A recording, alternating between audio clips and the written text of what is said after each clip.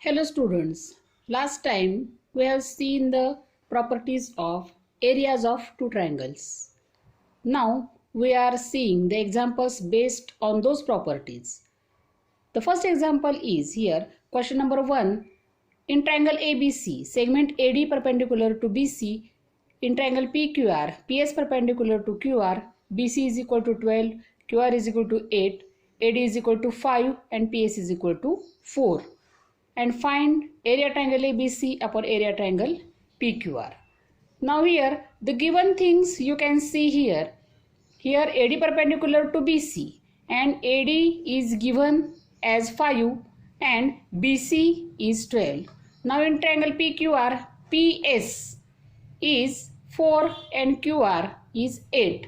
And we have to find the ratio of areas of these two triangles. Here we can see here the base and height nothing are same. म्हणजेच इथं या त्रिकोणांची जर आपण निरीक्षण केले बघा तर त्यांची पाया आणि उंची या दोन्हीपैकी काहीच समान नाही. आणि म्हणून मग आपण पहिली प्रॉपर्टी जी वापरतो की इथं दोन त्रिकोणांच्या क्षेत्रफळांचे गुणोत्तर हे त्यांच्या संगत पाया आणि उंची यांच्या गुणाकाराच्या प्रमाणात असते. ही प्रॉपर्टी आपण इथं वापरू शकतो. म्हणजेच area triangle ABC upon area triangle PQR is equal to B1 into H1 upon B2 into H2. So B1 and H1 are the base and height of first triangle and B2 and H2 are the base and height of another triangle. So here putting the values BC into AD upon QR into PS. Then putting the values, substituting the values of BC, AD, QR and PS, we can come to the conclusion 12 into 5 upon 8 into 4 and here 4 3s are 12, 3 into 5 15 upon 8. So that is the answer. Area triangle ABC upon area triangle PQR is equal to 15 upon 8. या गणिताचं उत्तर 15/8 असं आलेलं आहे. आणि इथं आपण हा भागाकार कुठल्या पद्धतीने दाखवलेला आहे तर 4 ने इथं भागलं 4 एके 4, 4 त्रिक 12 आणि 3 5 15/8 अशा पद्धतीने आपण हे उत्तर काढलेलं आहे. आता तेच दुसरे एक्झाम्पल आपण बघूयात. In figure triangle ABC and triangle DCB are right angle triangles.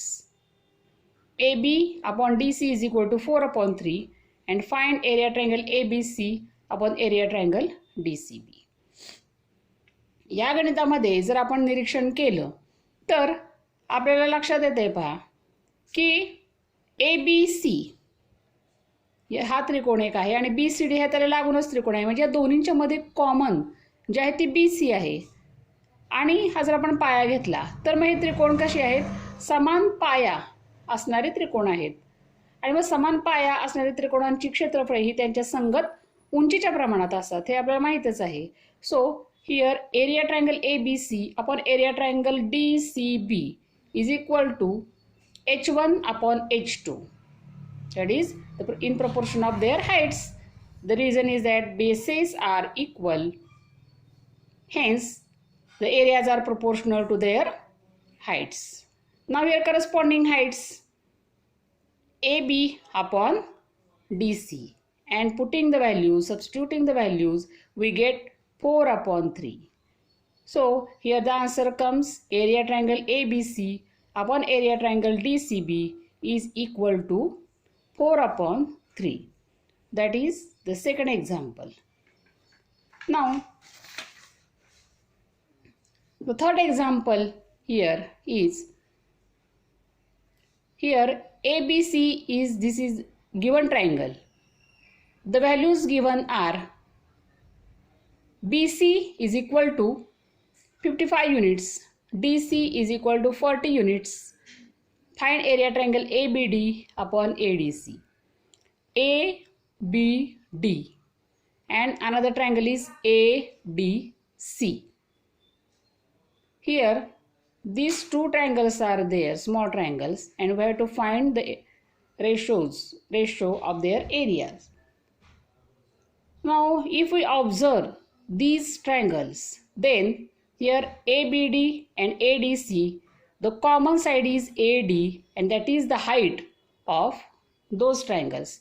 Here the height of this triangle is common AD, and therefore here the height is, we can show here AD perpendicular to BC. Now these triangles are having equal heights, and hence areas of these triangles are proportional to their bases. Their areas are proportional to their bases, that is BD and DC. Now here we have to calculate BD. BD आपल्याला calculate केली पाहिजेत, कारण समान उंचीचे जे त्रिकोण आहेत त्यांची क्षेत्रफळ ही त्यांच्या संगत पायांच्या प्रमाणात असतील, आणि मग ह्या त्रिकोणाचा संगत पाया जो आहे तो BD आहे आणि ह्याचा DC आहे.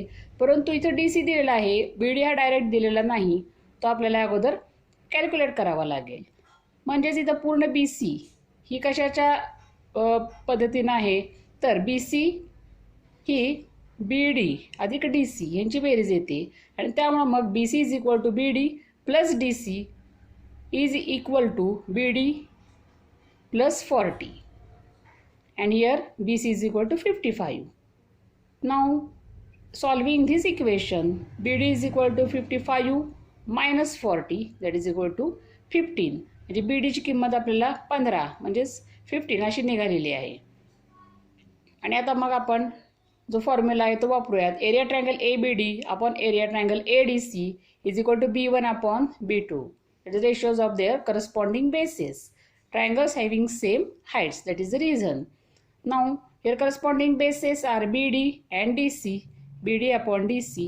Putting the values, BD is equal to 15, DC is equal to 40, and dividing by 5. 5 3s are 15 and 5 8s are 40. 3 upon 8.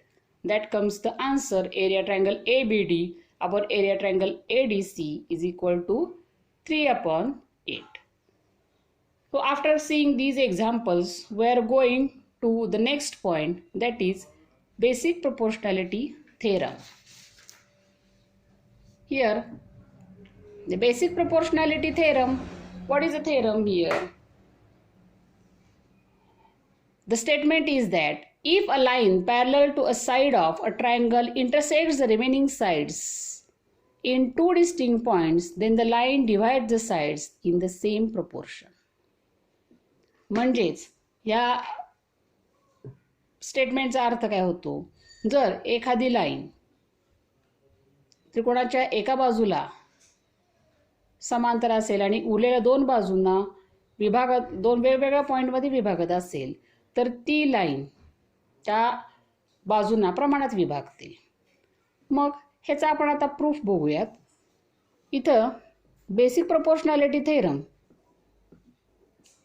मध्ये आपल्याला थेरम प्रूव्ह करताना गिवन आणि टू प्रूव्ह या गोष्टी द्याव्या लागतात.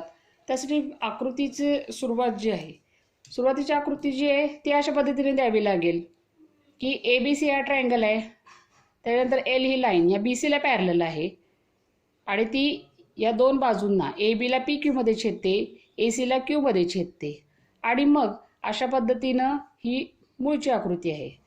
म्हणजेच गिवनमध्ये आपण काय लिहू शकतो, in triangle ABC line L parallel to BC, line L intersects the lines AB and AC in point P and Q respectively. मग आता आपल्याला सिद्ध काय करायचं इथं, तर the line divides the sides in same proportion. म्हणजेच ती जी पॅरलल लाईन आहे ती या दोन बाजूंना प्रमाणात विभागते. तर प्रमाणात विभागते म्हणजेच काय, तर AP upon PB is equal to AQ upon QC. ह्याला म्हणायचं प्रमाणात विभागणे. म्हणजे आपल्याला सिद्ध काय करायचं आहे, हे नंतरचे स्टेटमेंट आहे ते आपल्याला सिद्ध करायचं आहे. म्हणजेच ते टू प्रूव्ह मध्ये येणार. AP upon PB is equal to AQ upon QC, that is to prove. मग आता आपल्याला इथं थोडाफार बदल करावा लागेल आकृतीमध्ये, किंवा एक्स्ट्रा काहीतरी तिथं रचना करावी लागेल, त्यालाच आपण कन्स्ट्रक्शन म्हणतो. मग कन्स्ट्रक्शन काय केलं, ही पहा मूळ आकृती आहे. मग आपण इथं कन्स्ट्रक्शन काय केलेलं आहे, तर PC जोडलेला आहे डॉटेड लाईननं, आणि QB म्हणजेच draw segment PC and segment BQ अशी रचना केलेली आहे.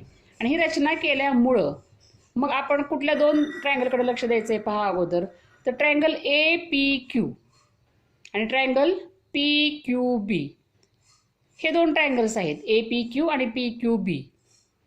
इथं जर आपण बघितलं तर ह्यांची उंची जर आपण काढली तर ती दोन्ही त्रिकोणांना समानच येणार आहे आणि म्हणून आपण त्यांना काय म्हणतो तर ट्रायंगल्स हॅव्हिंग इक्वल हाईट्स. आणि मग ह्यांचे जर इक्वल हाईट्स असतील तर त्यांचे जे एरियाज आहे ते त्यांच्या बेसच्या प्रमाणात असणार आहेत. त्यामुळं मग आपण त्यांचा रेशो काय घेणार आहे area triangle APQ upon area triangle PQB is equal to AP upon PB. AP upon PB areas proportional to bases. हे त्यांचे बेसिस आहेत कारण त्यांची उंची समान असल्यामुळं त्यांचे जे एरियाचं गुणोत्तर आहे ते त्यांच्या संगत पायांच्या प्रमाणात येणार आहे. त्याचप्रमाणे दुसऱ्या ट्रायंगलची जोडी आपण घेतली APQ आणि PQC तर तेही समान उंचीचे त्रिकोण असल्यामुळं त्यांची क्षेत्रफळांची गुणोत्तर हे त्यांच्या संगत पायांच्या प्रमाणात येणार आहे. त्यांचे पाय कुठले आहेत AQ आणि QC. त्यामुळे आपल्याला इथे इक्वेशन काय मिळणार आहे area triangle APQ upon area triangle PQC is equal to AQ upon QC. Here the same is the reason areas proportional to bases. Segment PQ is common base of PQB and triangle PQC. इथे PQ ही segment जी आहे ती PQB आणि PQC हे जर दोन triangle आपण घेतले PQB आणि PQC हे जर दोन ट्रायंगल घेतले तर हे दोन पॅरलल लाईन्स म्हणजे दोन समांतर रेषांमध्ये बद्ध आहेत. आणि मग आपल्याला पुढचं काय मिळते स्टेटमेंट तर त्याच्यामुळं इथं आपण hence PQB and triangle PQC have equal heights म्हणजे समांतर रेषांमध्ये जे बद्ध त्रिकोण आहेत त्यांच्या उंची समान असतात आणि त्यामध्ये समान उंचीचे त्रिकोण होतील. मग इथं area triangle PQB is equal to area triangle PQC असं आपल्याला स्टेटमेंट मिळेल. तर समान उंचीचे सुद्धा आहेत आणि समान पाया सुद्धा आहे त्यांचा आणि त्यामुळं मग इथं त्यांची दोन्हीची क्षेत्रफळ काय असणार आहेत इक्वल असणार आहेत. म्हणून मग पहिलं दुसरं आणि तिसरं जर आपण स्टेटमेंट एकत्र केलं तर त्याच्यावरून आपल्याला हे स्टेटमेंट मिळते की काय तर पहिले जे स्टेटमेंट आपल्याला होतं ते आपण इथं बघूयात. पहिलं स्टेटमेंट काय आहे AP upon PB is equal to area triangle APQ upon PQB. इथं APQ अपॉन PQC बरोबर AQ अपॉन QC. आणि तिसरं जे स्टेटमेंट आहे ते आपल्याला काय मिळालेलं आहे तर या पद्धतीने मिळालेले PQB is equal to PQC. मग ह्याच्यावरून आपल्याला नंतर इक्वेशन काय मिळते कॉमन तर area triangle APQ upon area triangle PQB is equal to area triangle APQ upon area triangle PQC. आणि मग अशा पद्धतीनं ह्याची किंमत AP अपॉन PB बरोबर ह्याची किंमत ह्या स्टेटमेंटची किंमत AQ अपॉन QC अशा पद्धतीनं आपल्याला जे टू प्रूव्ह आहे काय की AP upon PB is equal to AQ upon QC इथं मिळालेलं आहे. अशा पद्धतीनं आपण हे बेसिक प्रोपोर्शनॅलिटी थेरम बघितल्यानंतर त्याचा कॉन्व्हर्स म्हणजे त्याचं जे उलट भाग आहे म्हणजे गिवन हे टू प्रूव्हला येतं आणि टू प्रूव्ह हे गिवनला येतं. तर त्याचं कॉन्व्हर्स काय आहे if a line divides any two sides of a triangle in the same ratio then the line is parallel to the third side. म्हणजे एखादी लाईन ही दोन त्रिकोणाच्या दोन बाजूंना हे प्रमाणात विभागात असेल तर ती लाईन ही तिसऱ्या बाजूला समांतर असते. म्हणजेच या आकृतीनुसार आपल्याला काय सांगता येईल in figure line L intersects the sides AB and side AC of triangle ABC in points P and Q respectively. जी L ही लाईन आहे ती त्रिकोण ABCच्या बाजू AB आणि AC ला P आणि Q या बिंदूत विभागते. अजून सुद्धा आपण काय सांगू शकतो AP upon PB is equal to AQ upon QC असं जर असेल तर मग आपण काय म्हणू शकतो line L is parallel to segment BC.